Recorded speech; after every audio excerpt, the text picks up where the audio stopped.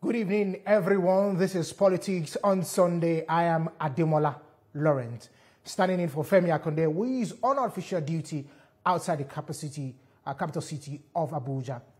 The leadership crisis in the Labour Party seems to be far from over, despite the Supreme Court's ruling last Friday. Now, factions are giving different interpretations of the judgment to suit their interest, which has further plunged the Labour Party into more confusion. The Apex Court set aside the judgment of the Court of Appeal, which had recognized Julius Abure as a national chairman of the party. The ruling has generated more questions than answers, as both factions are claiming victory. The deputy national chairman of the party, Ayo Olorunfemi, who is also a member of Abure's faction, insists that the judgment favored Mr. Abure, who has another tenure to complete by 2027. On the flip side, Elder Yusuf Solomon Dambaki, who is on Senator Nanadi Usman-led faction, argues that the Supreme Court decision has effectively ended Mr. Abure's tenure as chairman. However, the judgment by a 5-member panel of the Apex Court reads, and I quote, "The appellate court lacked the jurisdiction to enter any pronouncement in favor of Mr. Abure, since it had earlier found that the subject matter of the dispute bordered on the leadership of a political party. Subsequently, the court held that the substance of the case centered on the domestic affair of a political party, which no court has the power to meddle into, thereby allowing an appeal that was filed by Nenadi Usman. The court ruled that the issues of leadership are internal affairs of a political party over which court lacked the jurisdiction, and noted that Abure's tenure had since expired. It is expected that in days and weeks to come, the parties involved in the quagmire must find a common ground to give Nigerians a formidable opposition political party ahead of the elections in 2027. Interesting. To further find a common ground on which camp is the rightful leader of the Labour Party, we have joining us in the studio Marcel Ngogbehe, Directorate of Mobilization and Integration, Labour Party. Thank you so much for joining us on the show. Thank you. Okay, so let's first start with what exactly caused the crisis in the Labour Party before we now even move into some of the issues that could have been addressed before we get to this. Okay, to keep it very simple, you know, we got into Labour Party in around 2022. When you say we got into Labour Party, I want you to be specific. Myself and quite other Nigerians who we called ourselves the Obedience, we looked at the terrain in the country and we feel like we want to take back our country, want to take ownership of our country, and we wanted someone that's not within the establishment. So when P2B showed face, he was favorable to us and we went straight to support him on our own. We didn't even have to discuss with him. We just saw him as a person that embodies the kind of person that we want to support. So we came together, very few of us, we contributed money, used our money to organize the first 1 million man march. I was the leader of that committee with other groups. That was a march that took place around the entire country. So we were pushing for our candidates in a party. And we recognize that the party is an institution, and we, as like supporters, we call ourselves support groups then. That is the obedience movement. The obedience movement. Okay. We are within another structure. Okay. So I think along the line, there was crisis within the organization which I belong, because as the leader of that organization then, I had a direct interface with the party. There was harmony. Okay. I respected the party, and in fact, the party sponsored some of our operations, right? But along the line, there was internal crisis between us, and the group collapsed, and that movement became headless. Now, because the movement is headless, when they say, who do we speak with, over 30, 40 people come. So it is difficult for the party to know exactly who to deal with. Okay. So that caused some kind of gap. I think there was an attempt by late Doyon to address it by trying to appoint someone as the head of a support group to manage it, but that still did not solve the problem. But we went all the way into the elections, and we did our best. If you ask me my opinion, we won the elections, but I would simply say Nigeria happened to the 2023 elections. So after the elections, some of us that were not very much interested in the political machinations, we returned back to our various bases. I was based in London, so I just took my bag and returned back to London. But there were people within the movement that was interested in party politics and power. Okay. Right? So I think the leadership of the party then was coming to an end, and the party was trying to elect a new leader. So some of them saw it as an opportunity to probably vie for that position. Now, what I understand is that the party has its own constitution.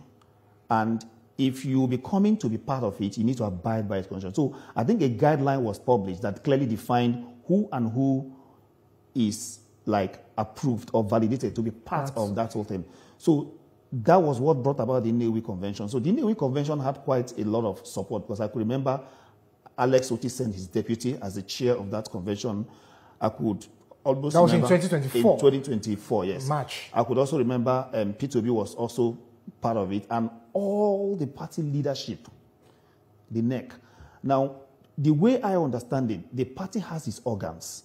The highest decision-making organ of the party is the convention, and then followed by the NEC, and then the National Working Committee, and all the way down into the state, you have SEC and all that. So these things were clearly stated out in the constitution of the party. I understood it because I went in to make my research and got that clear. So there were processes to bring in people that would be delegates to the convention. It was clearly stated in the constitution. That went on, and everybody participated, and I think they had their leadership. Abure emerged, and some other party officers emerged. Now, the problem now started when some obedients that felt that they had given so much to the party, and the party should have considered them in that particular convention. And I think there was this... Were they party members, or they were just... Most of them are not party members. Okay, so okay. So it's important we keep that clear. I was not even a party member then. I was just like a volunteer, okay. You know. So, but the party, I was lucky. I was accepted into the campaign council, and I helped. So most of them were not party members. Some of them were. But even if they were party members, for how long? I mean, we just joined for the election, so it's practically barely 2 years or less than 2 years. Yeah. The party has its guidelines to say maybe for you to be a chairman or something, there's some particular clear rules or guidelines you have to abide. So that was where the whole thing started. Now, looking at it retrospectively, and this is my own opinion, if you are interested in party politics and you're interested in being the leader of the party, you need to be strategic and proactive. Yeah. You need to have sat down, look at the rules, and play according to the rules. You wouldn't come and say, you as a supporter, that you were not consulted or you are not, that is not inclusive. If by the constitution of the party, you were supposed to be included and you were not included, then you should have challenged that convention that I am supposed to be included by the constitution of the party, I am not. That one is, you could quickly go and then that could have actually helped you nullify that convention, you know, because you would have seen that the convention must have erred in law by not following its own rules. But that whole process went through and everybody participated and the leadership emerged. So when that leadership emerged, the push from the obedience, some obedient, because again, when that whole push was coming, I was one person that said, look, this is not obedient movement push. These are people that were already in political parties that now saw an opportunity to get involved in a party that has gained relevance. If you look at their history, some of them were in different political parties that they are trying to build. And I can tell you that some of them that was pushing them have moved to other political parties. Some of them that were pushing to be in that party. Some of them that were pushing to be like the chairman or whatever, they have moved to other political parties. Some of them joined APC, you know, some of them moved on. But we saw how what they ignited crystallized. Then the NLC angle, when the NLC said they are the owners of Labour Party and that they should be consulted. So that's where you saw all those cries. But that does not excuse the fact that the party leadership with Alex and others came together in Nnewi and conducted their convention, elected their leaders, and the party highest decision-making organ signed it off. Okay, so, but now, because even before I came into this, I was just, maybe like 2 hours ago, I was just reading where Dr. Alex Otti, the governor of Abia State, was saying that, you know, the Abure-led faction should give peace a chance. But in giving peace a chance, what is the interpretation of the Supreme Court judgment? Because that's where the problem is now. That's where you can even see at our back, we say, who is the chairman of Labour Party? Because both parties are actually now claiming rights to the seat of the party. So looking at it in retrospect, would you say that, Julius Abure is still the national chairman of the party? Because as it is now, the Supreme Court judgment is even now saying, from what we read now, if you listen to what I read, that because of the submission that was submitted, what was submitted means that Julius Abure time has expired, according to what the Nenadi Usman committee submitted to the court. But it's looking like both parties are claiming, victory to the Supreme Court judgment. And that's what the problem is. You see, I think there's a quote that says that in a time of great deceit, that telling the truth looks like a revolutionary act. I think we should know the truth. So let us get it clear. I have not seen the CTC of the Supreme Court, and I'm not sure anybody has seen it. But there's an audio recording that is flying around. I can't authenticate it, but that's the audio recording. I listened to that audio recording. I played it over and over and over again. And let us analyze what it says. Party matters are not justice. Party leadership matters are not justiciable. So what the Supreme Court is saying that the 2 court cases that you guys went to, you shouldn't have gone there. In the first place. In the first place. You shouldn't have gone there. It's null and void. You shouldn't. They set it aside. But do you know what the Supreme Court did not do? The Supreme Court did not set aside the convention that produced a leader for the party. And that is the main bone of contention. What I had expected Nenadi team to do is, if they were keen about leadership, they should have gone to Supreme Court to nullify the Nnewi Convention and not to go to contest leadership. Because it is the Nnewi Convention that produced Abure. And as long as you did not, that Nnewi Convention is not found to be wanting in law, it stands. The Nnewi Convention elected Julius Abure. Julius Abure is the chairman of Labour Party as we speak now. So a lot of people can give you different interpretations. I listened to that audio. There was nowhere in that audio where the Supreme Court said that Abure tenure has expired. And come, let us think about it. Supreme Court has said leadership is not justiciable. Would they not come back and say a leader has expired? It's an internal party affair. And when I listened to that, it was more as like an advice. Because they passed their judgment, then there's an advice that says all political parties should adhere to their constitution. Yeah. And that when leadership expires, they should honorably leave and seek a re-election or other means. So it was advice, or a general advice. So when people try to spin things to favor them, it makes me think that they lack, that epitome of integrity. See, if we are building a country that we all really want to work, we need to be very, very careful and watch people who twist things for their own benefit. It gives you the kind of person that they are. So for my kind of person, I like keeping it very, very plain, very, very clean. If you want to remove Abure, go and nullify that election that produced him. Just like the president of Nigeria today, right? He went through INEC to be declared. That's an election, right? Yeah. And you want to declare that election null and void. You will now go and be asking who is the president of Nigeria. Does that make sense? You should go straight to the election that produced him and nullify it. Is the Nnewi Convention nullified as we speak? No. It still stands. And let's not mix things. And I usually tell people that, look, this country will grow and be good the day we learn to speak the truth to power, no matter who is involved. Whether Nenadi or Abure, I will be the first, but I told Abure that I will be the first person to ask you to go if I see that CTC and the CTC clearly nullifies the election that brought you. There are processes to remove a chairman and other things. There are clearly defined processes within the Labour Party laws. Has that process been followed? And what Supreme Court has simply told them, go back and follow your party constitution. Okay. We'll go on a break. When we come back, I have a very critical question to ask you. Obedience and Labour Party, the marriage, is this still valid? After this break, we'll come back.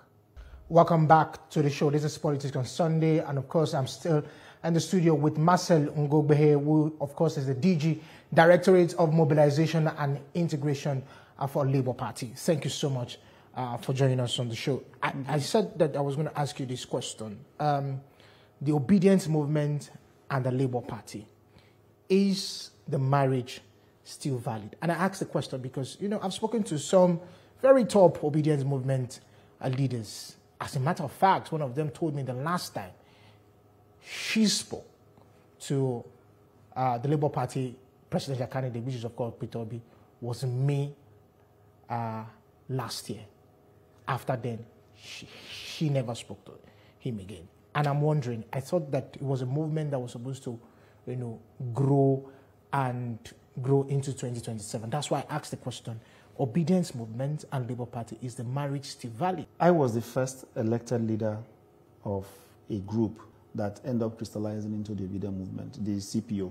We came together, we conducted an election, and I was elected as the chairman. As at then, we were working closely with Labour Party and its leadership. We respected their structures. This thing is about mutual respect, right? I come to your house, I give you the necessary respect, and we're able to work together harmoniously. So I led a team that worked with Labour Party harmoniously. And one of the highest points of that was when we jointly organized a leadership summit with Labour Party. Labour Party financed it partly, we financed it partly. And it was one of the biggest events that happened in International Conference Center. Well, after that event, for a structure that is not officially, structured properly with the laws and all that, internal crisis sprang up. And it's more about, maybe people saw that this is going to result to money. The campaign DJ has recognized us. Labour Party has recognized us. We're like the darling of the movement. And then internally, people just felt that I had to be in charge and, get a cut of the ice cake. I resigned willingly because for my kind of person, if the aim is to win an election, I don't need to be the leader. Anybody can lead, and let's support the person to be a leader. So I resigned. But since then, there has not been that opportunity for obedient movement to come together and elect their leader, not appoint. Nobody can appoint a leader for obedient movement. It's an organic movement that is even beyond P2B himself. I remember myself during the leadership of that team, we told P2B, there was a time P2B was trying to apologize on our behalf. We told him, don't apologize on our behalf. We can take on anybody that comes to us. We don't want him to be held accountable for our actions. We wanted to. But your actions as at the time, there were some words that were you were using some words to some persons who were opposing to your view. And those words were very harsh at the time. Those words wouldn't have come from the leadership. We were very diplomatic in our approach. I was the leader of that team. Okay. We never went out to denigrate anybody. I mean, if you get insulted by random people on the street, that's fine. Or by random. You mean on the street of social media? Or social media. I mean that's fine. But the leadership at that point under my did not get involved with that. But what happened? So when there was crisis, a lot of people went their way, and it became multiple kingdoms, and everybody became king in that. Yeah. So I think after the election, Labour Party acknowledged the fact that they have not treated us well. And they acknowledged the fact that probably they should give us some space in the party, some seat in the party. So Labour Party now set up the Directorate of Obedient Movement. Now that directorate was supposed to represent obedient movement in the party, where decisions are made. It's like giving you a seat on the table. Yeah. But some people within the obedient movement were aggrieved, just like they were aggrieved in the initial time. Yeah.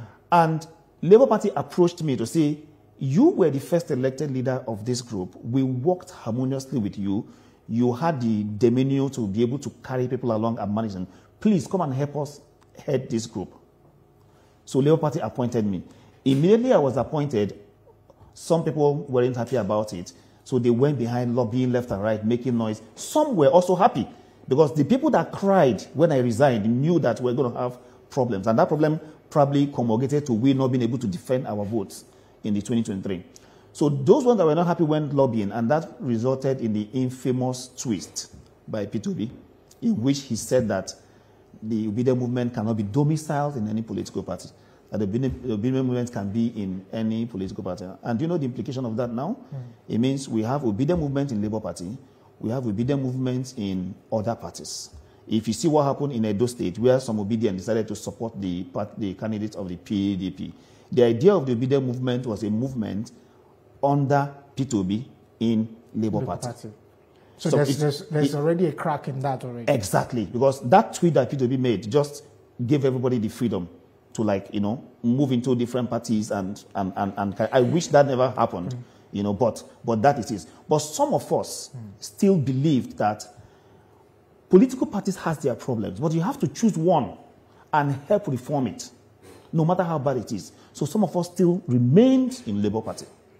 Okay, I want to ask you as we round up the show, do you think that the Labour Party is still formidable going to 2027, just like they did in 2023?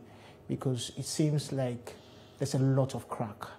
Looking at from 2023 after the general election, remember Habure also had cases of alleged fraud that was leveled against him. Now we have the leadership tussle also in the party.